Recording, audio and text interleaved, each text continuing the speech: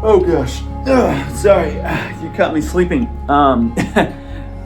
Whew. Have you ever been sleeping on the job?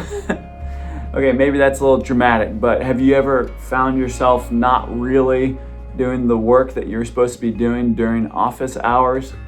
Maybe browsing the web, looking at Facebook, or maybe just doing something other than the job you're supposed to be doing. Maybe even an hourly worker not working during the hours that you say you're working.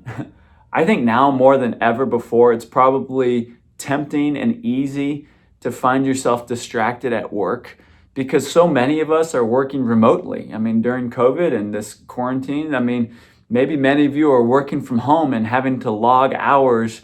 And this can be really challenging when you have maybe little kids who interrupt, or maybe you have an errand to run here or there. And it's just really hard to put in some solid work. Why does this matter? Why am I even bringing this up? Well, today we're in Ephesians chapter 6, and this chapter specifically, Paul is talking about relationships. He talks about relationships between children and their parents, but he also is talking about relationships between what we could say today is employers and employees. And so I wanted us to look at this in Ephesians chapter 6, verses 5 through 9. Now, it's important, though, for us to understand the context of this passage because Paul speaks to slaves. Now, if you just get sort of chills down your spine when you hear the term slave, I would agree with you. That word is just wrought with negativity. It's got such a horrible connotation, and it should, because slavery is just an abysmal evil that we've seen in human history. But for context here, when Paul is talking about slaves, we need to go back to sort of the first century context, where in the Roman world, slavery wasn't the same kind of slavery that we saw in our nation and around the world. Slavery in the first century context was much more, historically speaking, as I've researched it, has much more like a relationship between an employer and an employee. So I want to look at it through that lens. Paul says here in verse 5, slaves, obey your earthly masters with deep respect and fear. Serve them sincerely as you would serve Christ. Imagine that, being an employee and serving your employer as you would serve Christ. I can only imagine how challenging that would be if your employer, if your boss, your supervisor is not even a Christian. How can you serve them like you would serve Christ?